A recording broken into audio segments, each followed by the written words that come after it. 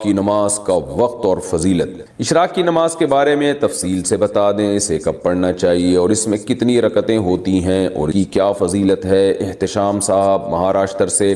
رسول اللہ صلی اللہ علیہ وسلم نے فرمایا جو فجر کی نماز کے بعد اپنی جگہ پر بیٹھے بیٹھے اللہ کا ذکر کرے، پھر جب سورج طلوع ہو جائے تو 2 رکعت پڑھے تو اسے ایک حج عمرے کا ثواب ملتا ہے۔ بہت بڑی فضیلت ہے، تو یہ 2 رکعت کے بارے میں آتا ہے۔ اچھا، اور اس کا جو وقت شروع ہوتا ہے یہ سورج طلوع ہونے کے تقریباً 15 منٹ بعد، اور یہ ہر علاقے میں مختلف ہوتا ہے، یعنی جب سورج میں تھوڑی سی تیزی پیدا ہو جائے، یعنی ایک نیزہ سورج بلند ہو جائے، تو اس وقت اشراق کا وقت شروع ہوتا ہے۔ رہتا کب ہے؟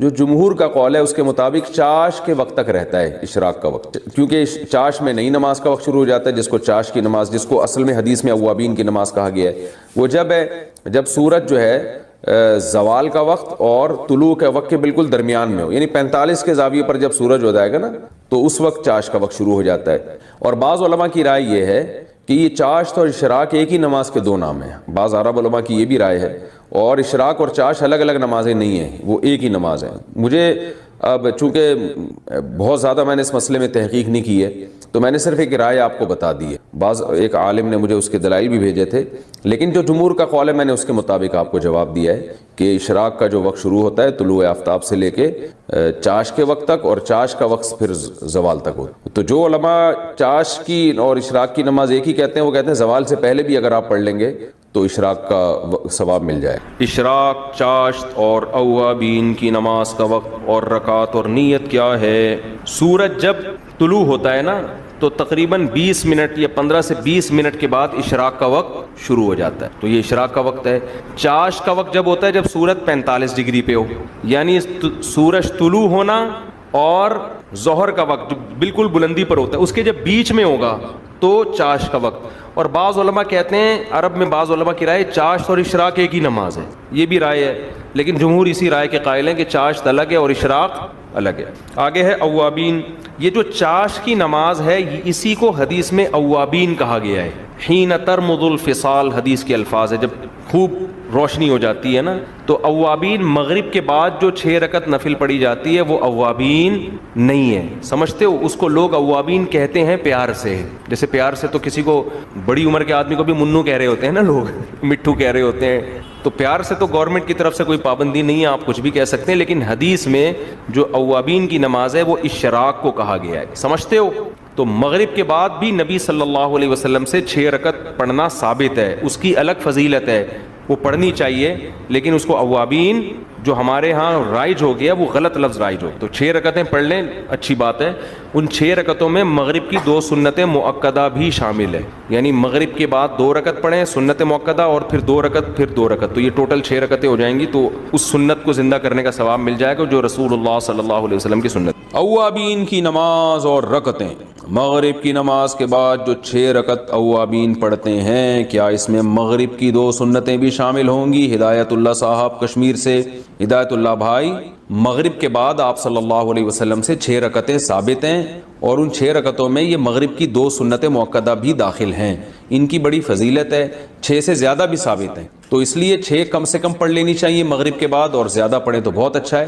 لیکن جو ہمارے ہاں اس کو اوابین کی نماز کہا جاتا ہے تو یہ ٹھیک نہیں ہے، اس لیے کہ حدیث میں جو اوابین کی نماز جس نماز کو کہا ہے وہ چاش کی نماز ہے، حین ترمض الفصال، جیسے کہ حدیث کے الفاظ ہیں فتلک صلاۃ الاوابین، تو وہ چاش کی نماز کو کہا گیا ہے۔ ہمارے ہاں مغرب کے بعد کی رکعتوں کو اوابین کہہ دیا جاتا ہے، تو اوابین کی نماز چاش کی نماز ہے جو دن میں پڑھی جاتی ہے، تو یہ والی جو مغرب کے بعد کی نماز ہے یہ اوابین نہیں ہے، لیکن اس کی ویسے فضیلت ہے، پڑھنی چاہیے، سنت سے ثابت ہے۔ زوال کا وقت کب سے کب تک ہوتا ہے؟ زوال کے وقت کی تعریف کریں۔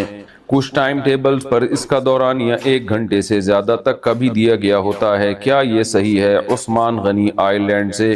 دیکھیں، زوال کا وقت کہتے ہیں جب سورج بالکل سر پہ ہو، بالکل سر پہ کا مطلب یہ کہ بالکل بلندی پہ ہو، ظاہر ہے آئرلینڈ میں تو بالکل سر پہ سردیوں میں آئے گا ہی نہیں، عام علاقوں میں بھی سردیوں میں کنارے سے کنی کترا کے نکل رہا ہوتا ہے، تو بالکل سر پہ کا مطلب میرا یہ ہے کہ بالکل بلند ہو چکا ہو، تو جب بالکل سورج بلندی پہ پہنچتا ہے اس کے بعد لڑکنا شروع کرتا ہے، تو وہ جو بالکل جب بلندی پہ پہنچتا ہے وہ ہے زوال کا وقت۔ تو وہ علاقے جہاں سورج کی معمول کے مطابق حرکت ہوتی ہے، جیسے انڈیا، پاکستان ہے اور یہ سارے علاقے ہیں، تو جو ایکویٹر سے بہت زیادہ دور نہیں ہے تو ان میں تو یہی ہوتا ہے کہ 5 منٹ پہلے اور 5 منٹ بعد کی احتیاط کر لیں، یعنی 10 منٹ زوال کا وقت ہے، یعنی سورج جب آپ کے سر پہ پہنچا بالکل تو اس سے 5 منٹ پہلے کا وقت اور 5 منٹ بعد کا وقت، کیونکہ وہ دیکھنے میں بالکل سر پہ ہی لگ رہا ہوتا ہے، تو وہ وقت زوال کا وقت ہے۔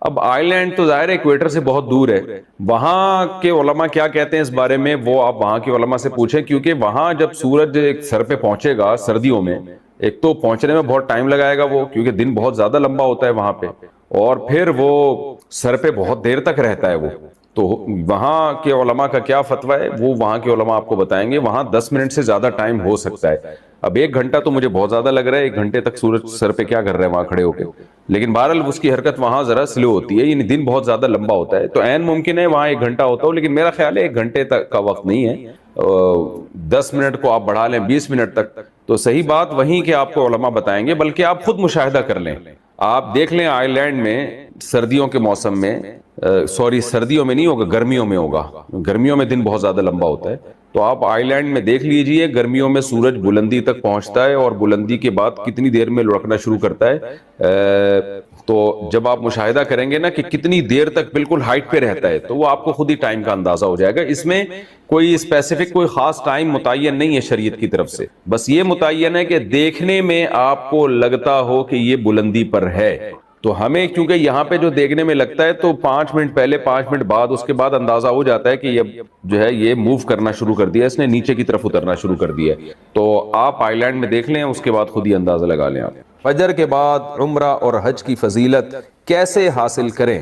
فجر کی نماز میں یہ جو کہا جاتا ہے کہ اگر فجر کی نماز کے بعد اسی جگہ پر بیٹھے رہیں اور اللہ کا ذکر کرتے رہیں سورج نکلنے تک تو ہمیں 1 حج اور 1 عمرے کا ثواب ملتا ہے، تو اگر کسی کو زیادہ بیٹھنے میں گھٹنے کی تکلیف ہوتی ہو وہ کس طرح یہ فضیلت حاصل کرے؟ انجم صاحب انڈیا سے، وہ گھٹنا فولڈ نہ کرے، گھٹنا پھیلا دے، آگے قبلے کی طرف گھٹنا کر لے، نماز میں صف میں قبلے کی طرف اگر کوئی عذر ہو تو پاؤں کر کے بیٹھ سکتے ہیں، اور اگر پھر بھی تکلیف ہو رہی ہے تو ایسی کرسی استعمال کر لے جس پہ ٹیک لگا سکتے ہیں، جس کے پائے نہیں ہوتے۔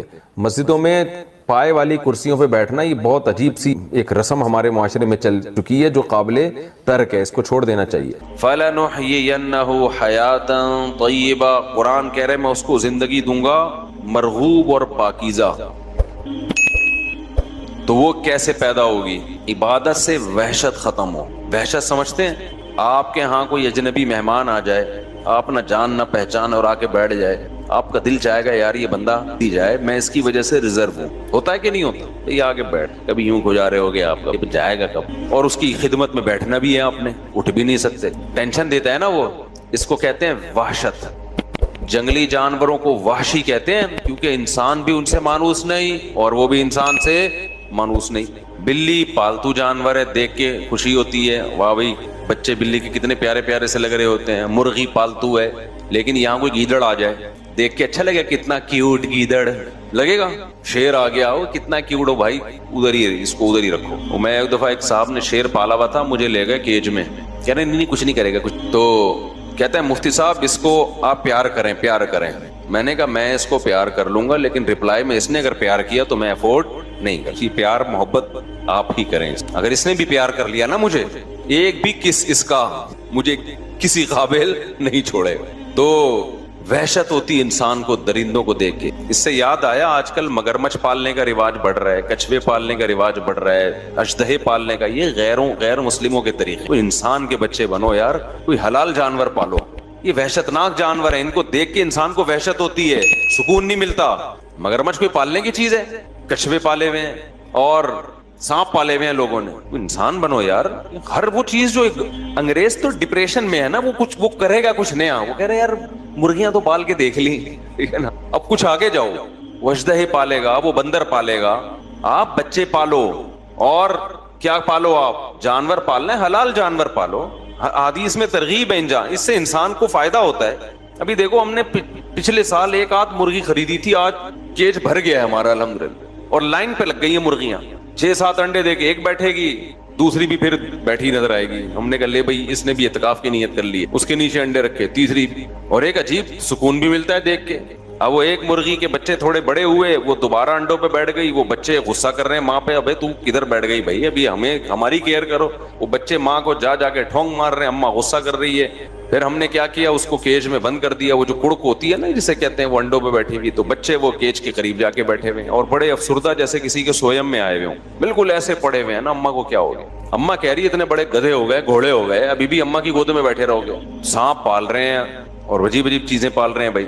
تو کیا کہہ رہا تھا یار, میں بیان کی نا جہاں سے میں ٹرننگ لیتا ہوں نا پوائنٹ, اس کو پکڑ کے رکھا کریں. تو خیر میں یہ عرض کر رہا تھا, کیا عرض کر رہا تھا میں, بیان تو مجھے یاد ہے کہ کیا ٹاپک تھا, لیکن جو میں نے جہاں سے موڑا تھا نا وہ جگہ کون نہیں, وہ تو بات, وہ تو مجھے پتا ہے ٹاپک ہی یہ چل رہا ہے. چلو چھوڑو. ہاں, وحشی جانور کی مثال دے رہا تھا کہ جیسے انسان کو وحشی جانوروں سے ایک وحشت ہوتی ہے, کچھ پاگل ہیں ان کو وحشت نہیں ہوتی تو وہ پاگل ہیں, ورنہ جو انسان کا بچہ ہوگا اس کو وحشی جانوروں سے وحشت ہوگی. آج کل ایک لفظ چل رہا ہے اینیمل لورز, اینیمل لورز, یہ لفظ بھی گوروں سے آیا ہے. اسلام میں جانوروں پہ رحم کرنے کا حکم ہے, اتنا فری کرا لینا جانوروں کو کہ انسانوں پہ جانوروں کو ترجیح دینا شروع کر دیں, اس کی اسلام میں اجازت نہیں ہے. سب سے پہلے جو پالنے کی چیز ہے نا وہ اپنے بچے ہیں, وہی نہیں پیدا کر رہے تم, تمہاری زندگیوں سے سکون چھن جائے گا. بچے پالو اپنے, ان سے محبت ملے گی, گھر میں ایک سکون اور اطمینان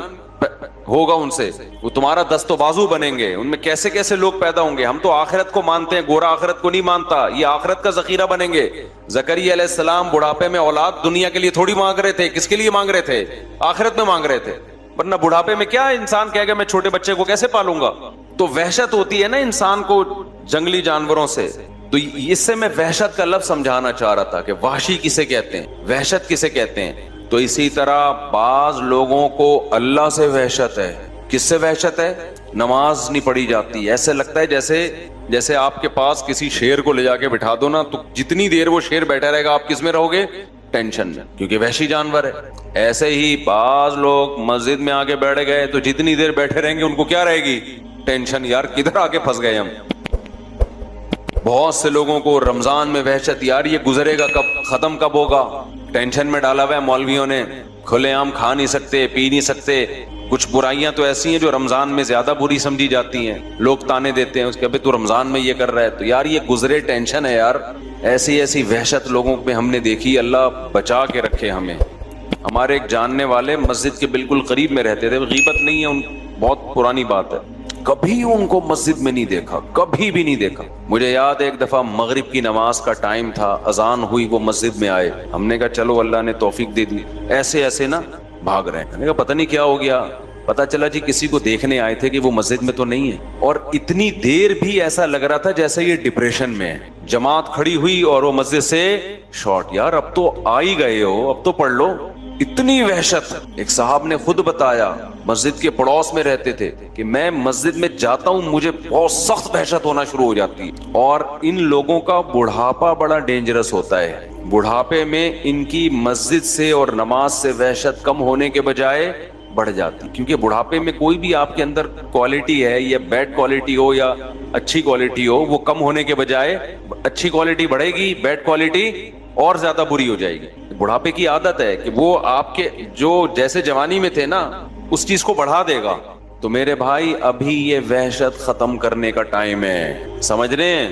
اللہ سے جو وحشت ہو چکی ہے اس کو ابھی بولو نا ختم کرنا ہے, دوستی لگانی ہے. کتنے لوگ ہیں جو کچھ نہ ہو تو چلو رمضان میں آ جاتے ہیں, ختم قرآن میں آ جاتے ہیں نماز پڑھنے, تھوڑی بہت ان کو اللہ سے انسیت ہوتی ہے. لیکن ایسے لوگ بھی ہیں پوری زندگی گزر گئی, مسجد سے وحشت ہے ان کو, گھروں میں کبھی اللہ کا نام لینے کی توفیق نہیں ہوئی. تو اگر زندگیوں میں سکون چاہتے ہو تو کچھ ٹینشنیں لینی پڑیں گی. ٹینشنوں کے بدلے میں اللہ آپ کو کیا دے گا؟ سکون. وہ ٹینشن کیا ہے؟ ایک تو گناہ سے بچنے کی ٹینشن میں نے بتایا, دوسری عبادت کی ٹینشن. عبادت کی ٹینشن اٹھانی ہے.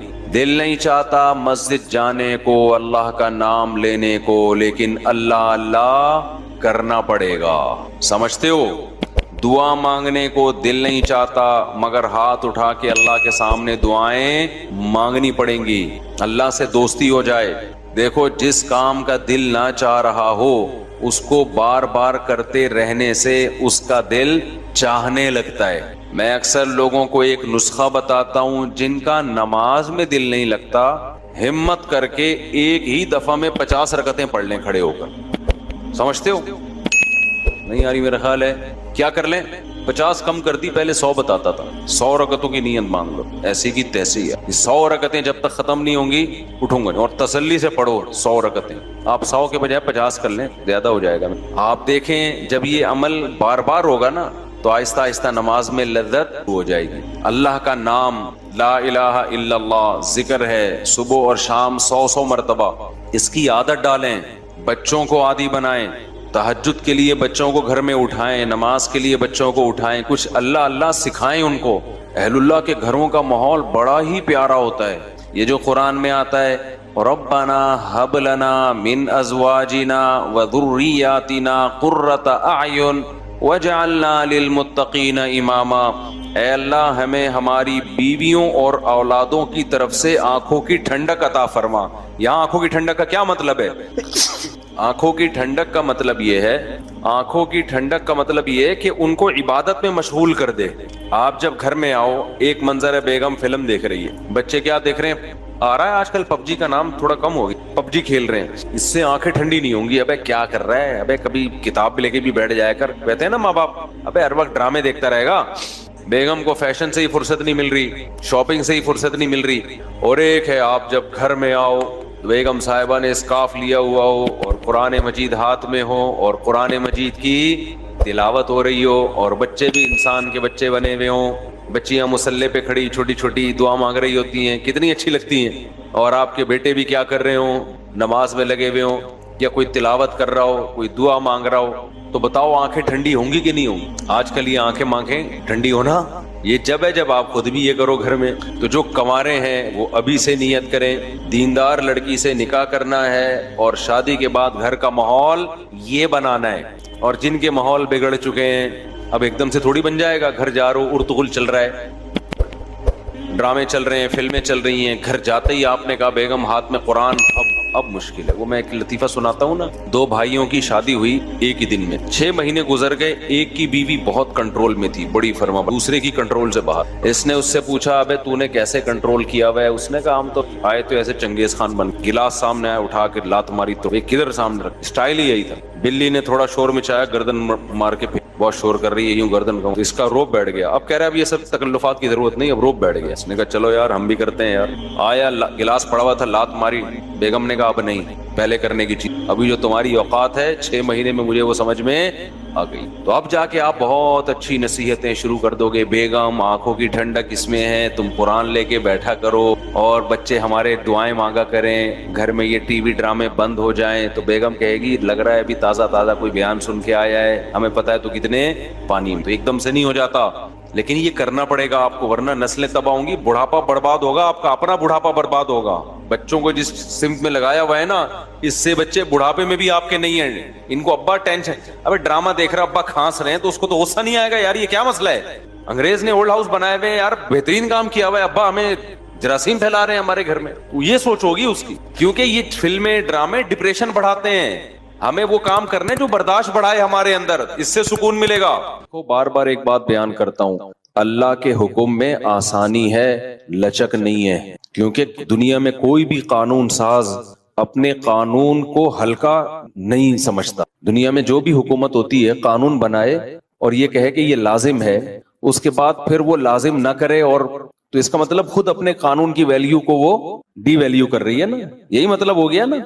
दुनिया में कोई ये नहीं करता, तो अल्लाह कानून बनाए और कहे कि ये फर्ज है, सफर में भी फर्ज है, हजर में भी फर्ज है, फिर अल्लाह कहे चलो मैंने कह तो दिया बाकी तुम्हारी मर्जी। ना ना ना ना ना, सही है, अल्लाह ने कह दिया अब है तो है, अब ऑप्शनल नहीं है। रमजान के बार बार मैं बताता हूँ ना, रोजे में मजदूर को भी रोजा रखना पड़ेगा, कितनी सख्त गर्मी हो, क्योंकि अल्लाह ने कानून बना दिया भाई बीमारी में सफर में छोड़ सकते हो, इसका मतलब तीसरा कोई उज़र नहीं है, रखना पड़ेगा।